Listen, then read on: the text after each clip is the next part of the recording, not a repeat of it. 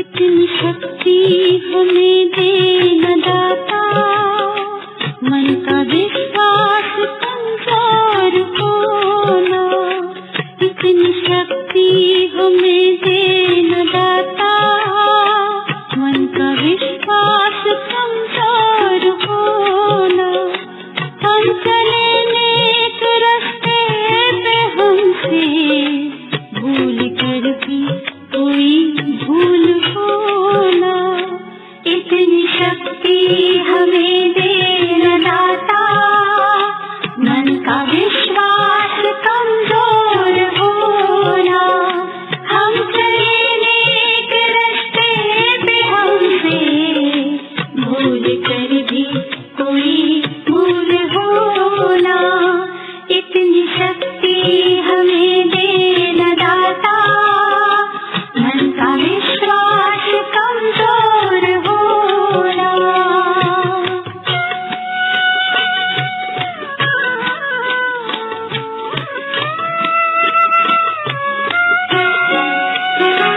दूर अज्ञान के हो अंधेरे, तो हमें ज्ञान की रोशनी दे।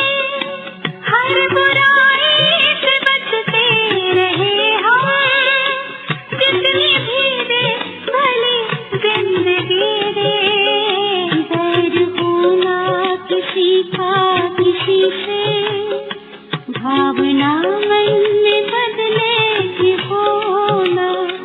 हम चले नेक रास्ते पे, हमसे भूल कर भी कोई भूल होना। इतनी शक्ति हमें दे न दाता, मन का विश्वास कमजोर होना।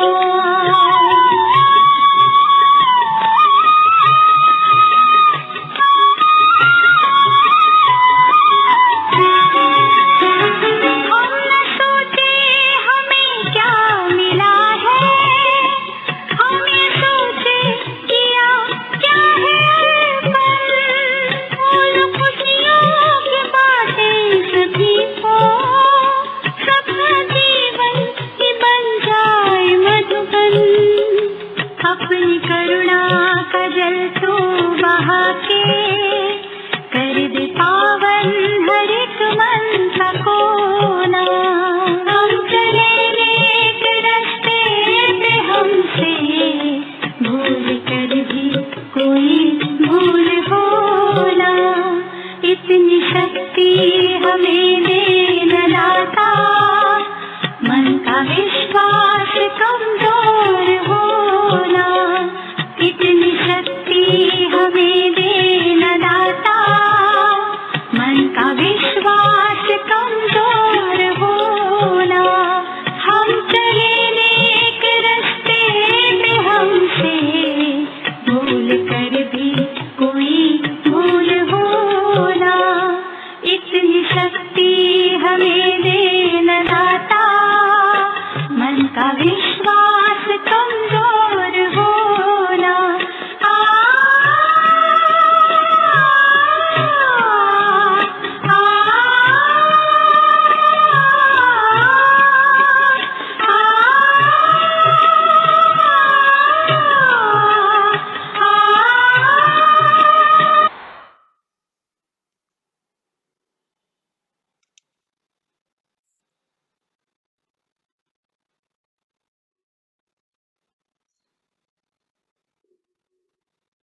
Good afternoon. Good afternoon sir. Good afternoon sir. Good afternoon विद्यार्थी मित्रांनो, आपण आपला व्हिडिओ ऑन करू शकता. मी पण माझा व्हिडिओ ऑन करतो.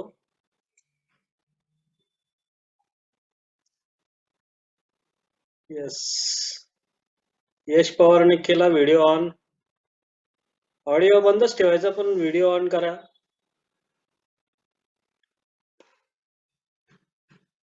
कदम शिवानी व्हिडिओ कोण आहे? हा, समर्थ परदेशी कर व्हिडिओ चालू. वैष्णवी पवार, समाधान निकाले, ज्ञानेश्वरी, व्हिडिओ ऑन करा तुम्ही, म्हणजे मला समजेल. आवाज येतोय का? आवाज, माझा व्हिडिओ ऑन ऑफ झाला. आवाज येत असेल तर असा हात करा. यस, राईज हँड केलेलं आहे यश पवारने. काही बोलायचं यश? आपल्याला जर नाही बोलायचं सर. असेल ना, तर रिॲक्शन मध्ये राईज हँडचा ऑप्शन करायचा, बोलायचं असेल तर. आणि मी जर काही सगळ्यांना कॉमन प्रश्न विचारला तर हात वरती करायचा फक्त. येस असेल तर हात वरती करायचा. ठीक आहे? बरं, कसं वाटतंय आता? तुम्ही प्रार्थना ऐकली सगळ्यांनी? हा, शाळा सुरू झाल्यासारखं वाटतंय का? आपली शाळा सुरू झाली. कारण प्रार्थना ऐकली आपण. प्रार्थनेपासून सुरुवात होते आपल्या शाळेला. हा, बरोबर आहे की नाही? मग आता आजपासून आपल्याला अभ्यास चालू करायचा आहे. आता तुम्हाला माहिती आहे, टेक्निकलचा अभ्यास तुम्ही मागच्या वर्षी पण केला. खूप काही कठीण असतो असं नाही. टेक्निकलचा अभ्यास सोपा असतो. तर याच्यातलं आपण आता आज सुरुवात करणार आहोत टेक्निकलच्या अभ्यासाला. तर टेक्निकल मध्ये जो तुम्हाला काल मी प्रकरणं सांगितली, म्हणजे मागच्या तासाला तुम्हाला सांगितलं की काय काय प्रकरणं आहेत, काय काय युनिट्स आहेत. त्याच्यामधलं एक महत्वाचं युनिट ट्रान्सफॉर्मर. ट्रान्सफॉर्मरची माहिती आपण मागील वर्षी पण थोडेफार प्रमाणात घेतली होती. तर या वर्षी पण आपण ट्रान्सफॉर्मरची माहिती घेणार आहोत. तर मी त्या प्रकरणाचं स्क्रीन शेअर करतो. काहींकडे जर पुस्तकं असतील तर पुस्तकात सुद्धा ते आहे, पण आता पुस्तक बघण्याची गरज नाही, डायरेक्ट तुम्हाला स्क्रीनवर मी दाखवतो. ट्रान्सफॉर्मरचं प्रकरण मी ओपन करतो आणि स्क्रीनवर दाखवतो. ठीक आहे?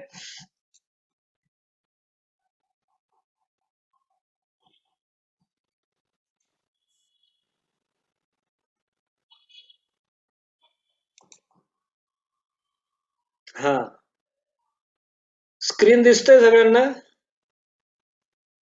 हो सर, दिसतोय. हा, दिसतंय. यश, वाच बरं काय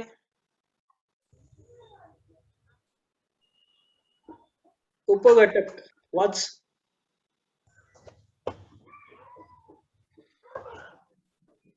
सर थोडा रेंजचा प्रॉब्लेम म्हणून दिसत नाही. मी कट होतो परत जॉईंट होतो सर. रेंज प्रॉब्लेम थोडा. बरं, कोण वाचतं? दुसरं कोण वाचतं?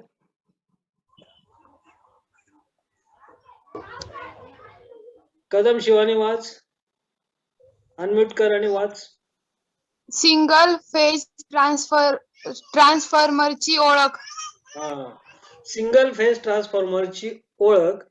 हे युनिट आपल्याला, या युनिट बद्दल आपल्याला माहिती घ्यायची आहे. तर सगळ्यात आधी आपल्याला जर या ट्रान्सफॉर्मरची ओळख करून घ्यायची असेल तर आपल्याला काय करावं लागेल? आधी ट्रान्सफॉर्मर म्हणजे काय ते समजावून घ्यावं लागेल. म्हणजे ट्रान्सफॉर्मरची व्याख्या आपल्याला समजून घ्यावं लागेल. ठीक आहे? मग आता ट्रान्सफॉर्मरची व्याख्या दिसते का बघा? हो सर, दिसतीये. हा, कोण वाचतं ट्रान्सफॉर्मरची व्याख्या? फक्त व्याख्या पहिली ओळ वाचायची. वाच. कोण वाचतं? वाच, एकाने कोणीतरी वाच. समर्थ, परदेशी समर्थ वाच. अनम्यूट करून वाच. बाकीच्यांनी ना आपला माईक ऑफ ठेवायचा. ज्यांना बोलायचं असेल त्यांनीच अनम्यूट करायचं, म्हणजे हे सगळ्यांच्या आवाजाने आपल्याला इतरांना डिस्टर्ब होणार नाही, सगळ्यांना व्यवस्थित ऐकू येईल. कोण वाचतं? मग मी माहिती सांगतो तुम्हाला, व्याख्या समजावून सांगतो. एकाने वाचायचं फक्त, मी समजावून सांगतो.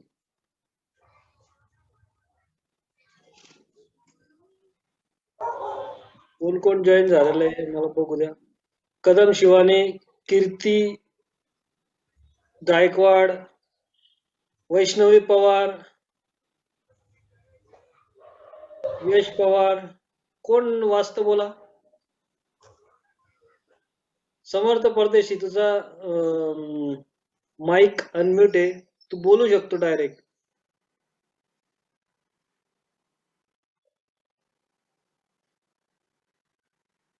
कोण वाचतं बोला लवकर.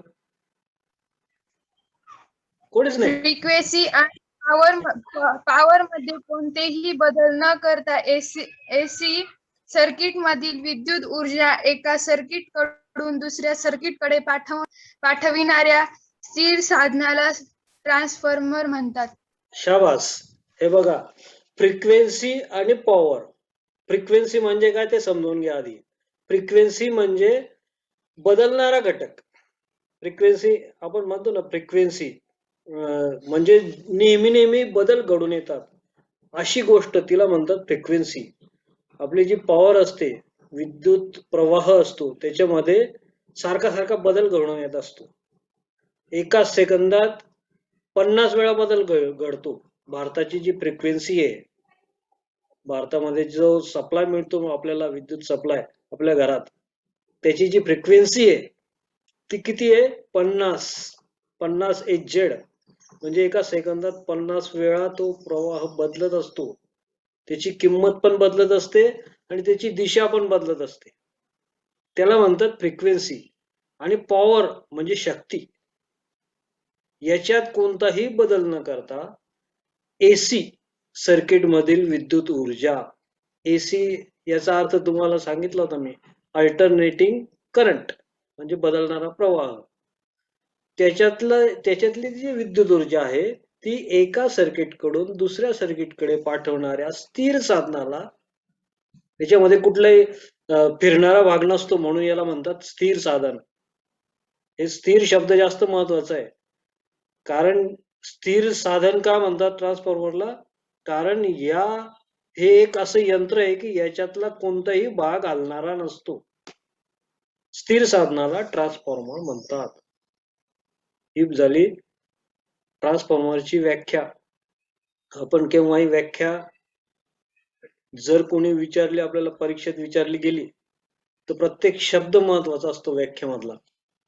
फ्रिक्वेन्सी आणि पॉवर मध्ये कोणतेही बदल न करता, ह्याच्यातलं तुम्ही फ्रिक्वेन्सी विसरले की त्या व्याख्याला काही अर्थ राहत नाही. म्हणून व्याख्या जशीच तशी पाठांतर करायची असते, पाठ करायची असते, जशीच तशी लिहायची असते. कारण प्रत्येक शब्दाला महत्व असतं. फ्रिक्वेन्सी आणि पॉवर मध्ये कोणतेही बदल न करता एसी सर्किट मधील, एसीचं डीसी झालं तर त्याच्यात हा ट्रान्सफॉर्मर हा एसी वरच चालतो, डीसी वर चालत नाही. म्हणून एसी हा शब्द सुद्धा महत्वाचा आहे. एसी सर्किट मधील विद्युत ऊर्जा एका सर्किट कडून दुसऱ्या सर्किट कडे पाठवणाऱ्या स्थिर साधनाला ट्रान्सफॉर्मर म्हणतात. आता पुढचं हो, वाक्य. पुढचं वाक्य कोण वाचतं? पुढचं वाक्य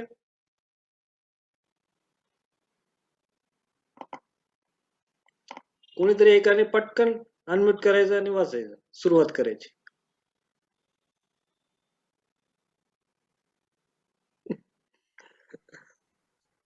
या ट्रान्सफरमुळे एसी उच्च व्होल्टेजचे कमी व्होल्टेज मध्ये अथवा कमी व्होल्टेजचे उच्च व्होल्टेज किंवा अति उच्च व्होल्टेज मध्ये रूपांतर करता येते.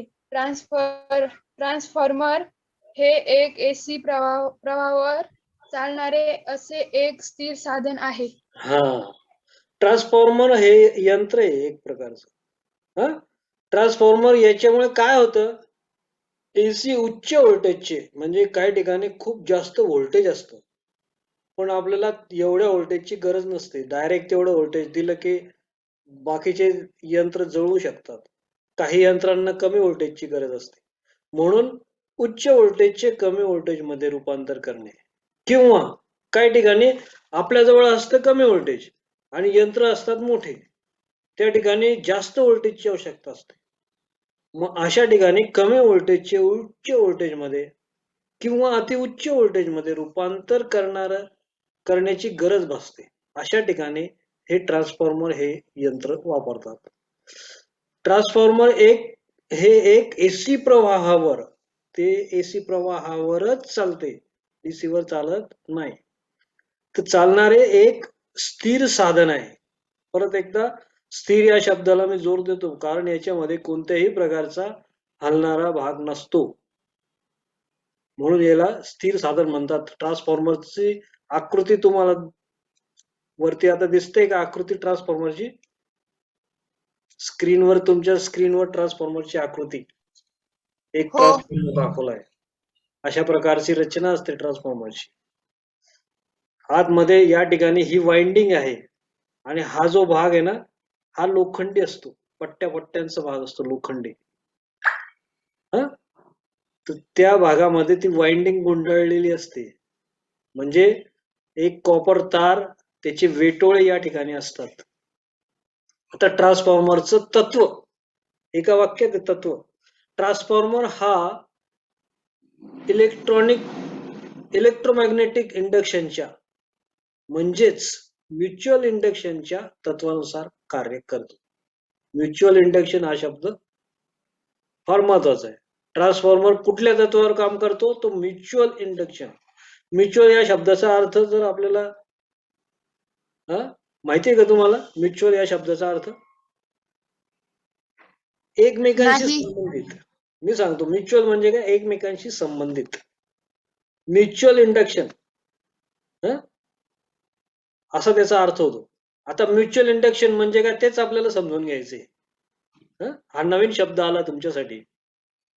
खाली बघा म्युच्युअल इंडक्शनची व्याख्या दिलेली आहे. कोण वाचतं का ती व्याख्या? वाचतं का? वाचा. हो सर. हा, कदम शिवानीच वाचून राहिली, दुसरं कोणी वाचत नाही. दुसरं कोणी वाचतंय का?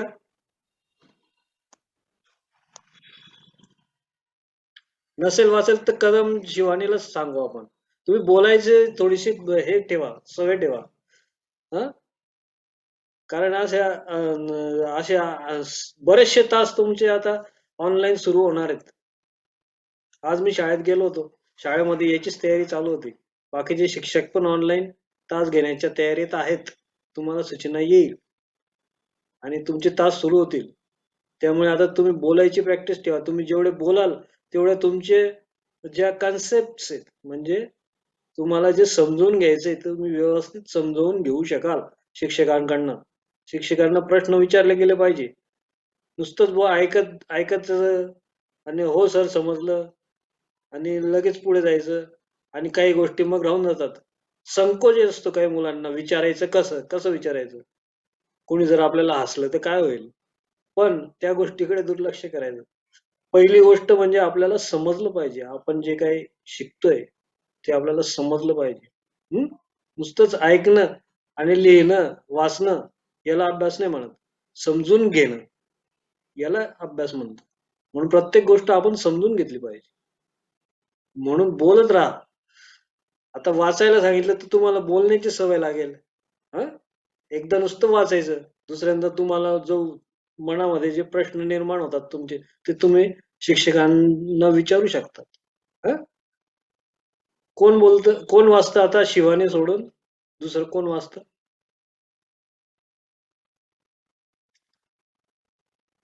माझा आवाज येतोय ना सगळ्यांना? हो सर. आवाज येतोय. कोण बोललो? चल वाच. तुझा आवाज पण आला, मला हो बोलला तो.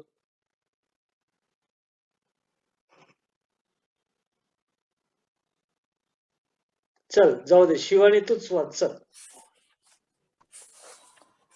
एकमेकांच्या जवळ ठेवलेल्या दोन कॉईल पैकी एका कॉईलला AC सप्लाय दिला असता त्या कॉईल भोवती निर्माण होणाऱ्या बदल्यात चुंबकीय रेषांमुळे दुसऱ्या कॉईल मध्ये EMF इलेक्ट्रोमोटिव्ह फोर्स निर्माण होतो. या क्रियेला म्युच्युअल इंडक्शन असे म्हणतात. बरोबर, छान छान वाचलं. एकमेकांच्या जवळ ठेवलेल्या म्हणजे म्युच्युअल पद्धतीने एकमेकांशी संबंधित ठेवलेल्या दोन कॉईल पैकी, कॉईल म्हणजे काय? तारेचे वेटोळे. तारेच्या वेटोळ्यांना कॉईल म्हणतात. तर दोन कॉईल पैकी एका कॉईलला AC सप्लाय दिला असता. दोन कॉईल अशा ठेवल्या एकमेकांशी काही संबंध नाही, जोडल्या नाही त्या एकमेकांना, फक्त जवळ ठेवल्या आणि एका कॉईलला सप्लाय दिला. त्या कॉईल भोवती निर्माण होणाऱ्या बदलत्या चुंबकीय रेषांमुळे, म्हणजे त्याला जर सप्लाय दिला तर त्याच्या भोवती चुंबकीय रेषा निर्माण होतात. तर त्या रेषांमुळे दुसऱ्या कॉईल मध्ये ईएमएफ निर्माण होतो. ईएमएफ म्हणजे इलेक्ट्रोमोटिव्ह फोर्स. चुंबकामुळे जो निर्माण होणारा प्रवाह असतो, दाब असतो, त्याला म्हणतात ईएमएफ, इलेक्ट्रोमोटिव्ह फोर्स. तो निर्माण होतो. म्हणजे दोन कॉईल फक्त जवळ ठेवलेल्या आहेत, एकाच कॉईलला सप्लाय दिलेला आहे आणि दुसऱ्या कॉईलचा काही संबंध नाही, डायरेक्ट कनेक्ट केलेल्या नाही, तरी सुद्धा जवळ ठेवल्यामुळे त्या दुसऱ्या कॉईल मध्ये ईएमएफ निर्माण होतो आणि या क्रियेलाच म्युच्युअल इंडक्शन असे म्हणतात. ठीक आहे. आता ट्रान्सफॉर्मरची आतली रचना, सर्किट डायग्राम कशी असते ते तुम्हाला स्क्रीनवर दिसत असेल, आहे की नाही? हे सगळं पुस्तकात आहे किंवा मी तुम्हाला याची पीडीएफ पाठवेल, तुमच्या जवळ पण राहील, तुम्ही प्रिंट आउट काढू शकतात अभ्यासासाठी. वहीमध्ये पण लिहायचं असेल तर लिहू शकतात. मी तुम्हाला प्रश्न उत्तर आकृती देणार आहे. चालेल का सर? हा, आता नका काढू, आकृती काढ. आता नाही काढायची आकृती. आता आपल्याला चालेल सर. जास्त समजून घ्यायचंय, बघायचं हो आणि सर. समजून घ्यायचंय, म्हणजे आपला हो वेळ सर. वाचला पाहिजे, जास्तीत जास्त अभ्यास आपला हा. झाला पाहिजे. हे लिखाणाचं हो. काम किंवा आकृत्या काढण्याचं काम, याच्यासाठी हो. तुम्हाला मी पीडीएफ फाईल याच्यामध्ये टाकेल, हो. तुम्हाला व्हॉट्सअपवर टाकेल. त्याची तुम्ही एखाद्या वेळेला प्रिंट आउट काढायची असेल प्रिंट आउट काढा, किंवा मग त्याच्यावर बघून बघून आकृती काढायची असेल वह्यांवरती काढू शकता. चालेल. हा, तर आता बघा, ट्रान्सफॉर्मरची सर्किट डायग्राम म्हणतात त्याला, मंडलाकृती. म्हणजे याच्यामध्ये वेगवेगळे पार्ट तुम्हाला याच्यात दिसतील. हा जो माझा बाण दिसतोय का हे घालताना? हो सर. हा, तो बाण ज्याच्यावरती हलतोय त्याला कोअर म्हणतात. काय म्हणतात त्याला? कोअर. ही लोखंडी कोअर. असते, पट्ट्यांची लोखंडी असतात. आणि इकडे एक कॉईल दाखवलेली, वेटोळे दाखवलेले, वेटोळे. म्हणजे ही एक वाइंडिंग असते, तिला प्रायमरी वाइंडिंग असे म्हणतात, प्रायमरी सर्किट. आणि दुसऱ्या बाजूला पण असे वेटोळे वेटोळे दाखवले, तिला सेकंडरी वाइंडिंग. म्हणजे दोन कॉईल येते या एकमेकांच्या जवळ ठेवलेल्या आहेत, याला गुंडाळून, या कोअरला गुंडाळून ठेवलेला आहे. कोअर हा लोखंडीच असतो, दुसरा धातू चालत नाही, कारण लोखंड हा मॅग्नेटिक पदार्थ आहे, म्हणजे त्याच्यामध्ये चुंबकत्व निर्माण होऊ शकतं. तिथे दुसरा धातू चालणारच नाही, कारण इतर धातूंमध्ये चुंबकत्व निर्माण होत नाही. तिथं जर ॲल्युमिनियम ठेवला किंवा कॉपर ठेवला किंवा दुसरा आणखीन एखादा धातू ठेवला तर चालणार नाही. कोअर हा लोखंडीच असला पाहिजे, कारण याच्यामध्ये मॅग्नेट निर्माण व्हायला पाहिजे. तर ही जी प्रायमरी वाइंडिंग आहे, याला इकडे प्रायमरी सर्किट आणि इकडे एक सप्लायचं चिन्ह आहे बघा, सर्पिलाकार चिन्ह दिसतंय, ते सप्लायचं चिन्ह आहे, म्हणजेच एसी सप्लाय दिलेला आहे. हा आयपी म्हणजे प्रायमरी करंट, एनपी म्हणजे प्रायमरी कॉईलचे वेड्यांची संख्या. इथे जे वेटोळे दिलेले आहेत, 1 2 3 4 5 6 7 8 9 असे वेटोळे दिलेले आहेत, त्या वेड्यांच्या संख्येला म्हणतात टर्न्स. आणि ही सेकंडरी वाइंडिंग, याला एनएस. एनपी म्हणजे प्रायमरी वाइंडिंगचे टर्न, एनएस म्हणजे सेकंडरी वाइंडिंगचे टर्न. सेकंडरी वाइंडिंगला ते एक दिवा जोडलेला आहे. सप्लाय कुठल्या कॉईलला दिलेला आहे? प्रायमरी कॉईलला. सेकंडरी कॉईल त्याच्यापासून वेगळी आहे, पण तरी सुद्धा जेव्हा आपण सप्लाय चालू करतो तेव्हा सेकंडरी कॉईल मध्ये इलेक्ट्रोमोटिव्ह फोर्स तयार होतो आणि हा दिवा चालू होतो. हे अशा प्रकारे ट्रान्सफॉर्मरचं कार्य चालतं. एक साधी आकृती इकडे पण काढून दाखवलेली, तुम्हाला काढायची असेल वहीवर तर अशा पद्धतीने काढली आकृती तरी चालेल. बाजूला पण आकृती दिली, ती आकृती अशा पद्धतीने काढली तरी चालेल. ज्यांना चांगल्या आकृत्या काढता येत असेल त्यांनी अशा पद्धतीने काढा, छान. ठीक आहे. आता ट्रान्सफॉर्मरची रचना दिसतंय? हो सर दिसतंय. हा. तर ट्रान्सफॉर्मरचे मुख्य 3 भाग पडतात किंवा असतात. प्रायमरी वाइंडिंग, सेकंडरी वाइंडिंग आणि कोअर. तुम्हाला सांगितलं मी 2 कॉईल असतात. 2 कॉईल म्हणजे एका कॉईलला प्रायमरी वाइंडिंग म्हणतात, दुसऱ्या कॉईलला सेकंडरी वाइंडिंग म्हणतात. आणि त्या वाइंडिंग ज्याच्यावर गुंडाळलेल्या असतात तो लोखंडी भाग म्हणजेच कोअर. हे 3 मुख्य भाग प्रत्येक ट्रान्सफॉर्मरला असतात. ठीक आहे. आजच्या दिवस आपण एवढाच अभ्यास करूया. आपल्याला ट्रान्सफॉर्मरची ओळख व्हायला सुरुवात झाली. बऱ्याच गोष्टी आपल्याला ट्रान्सफॉर्मरच्या शिकायच्या आहेत. बाकीचा पुढचा भाग आपण पुढच्या तासाला घेऊया. जर तुम्हाला उद्या का सर? आजच्या बद्दल जर काही विचारायचं असेल, काही बोलायचं असेल तर आता बोलू शकता. कोण बोलतोय? बोल.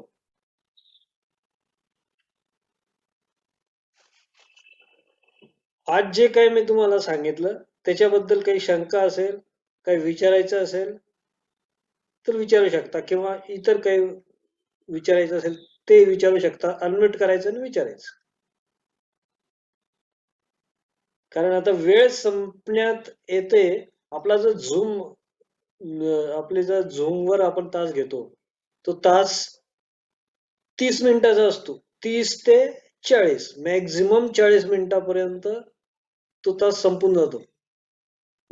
आणि असं जर झालं, समजा एखाद्या दिवशी तास चालू असला आणि असं झालं की बंद पडलं, वेळ झालेला आहे बा, 30 मिनिटं होऊन गेले, 30 मिनिटाच्या वरती झाले, वेळ होऊन गेला, तेव्हा काय करायचं? अशा वेळी रिजॉईन करायचं.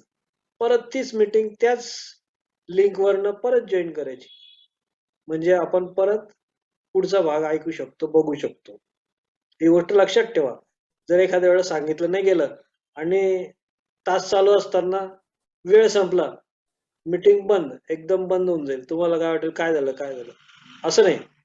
काय झालेलं असतं, वेळ संपलेली असते म्हणून ती बंद पडते. मग अशा वेळी काय करायचं? रिजॉईन करायचं, त्याच लिंकवर क्लिक करायचं, परत जॉईन करायचं. समजलं सगळ्यांना? हो मग आता स्क्रीन हो सर शेअर, समजलं. हा, स्क्रीन शेअर स्टॉप करतो. तुम्ही व्हिडिओ ऑन करा आणि बोला माझ्याशी. मग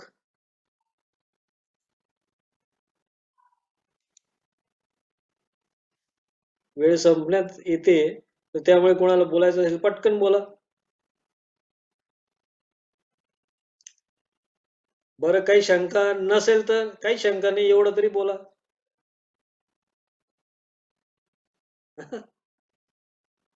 काही शंका नाही सर. ठीक आहे. बरं, तास कसा आणि झाला? आजचा तास कसा झाला? एकदम भारी झालं सर. समजलं खूप छान. सगळं. बरं, तुमच्या मित्रांना पण सांगा, इतर मुलांना पण चालेल, सांगा सांगतो. की हो सर सांगतो. तास खूप छान होता म्हणा, असं सांगायचं. आणि तुम्हाला आता काय सांगता येत नाही भविष्यामध्ये काय होईल. काही लोक म्हणतायत, बातम्या येत आहेत, तिसरी लाट येणार आहे, असं होणार आहे, तसं होणार आहे. देवाजवळ प्रार्थना आहे किंवा असं होऊ नये. पण जर समजा झालंच तर आपल्यावर वेळ येईल की आपल्याला ऑनलाईनच भेटावं लागत जाईल. मग जर असं झालं तर आपण मागे पडायला नको.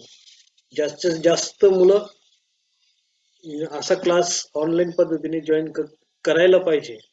म्हणजे आपण अभ्यासात कुठल्याही प्रकारे मागे पडणार नाही.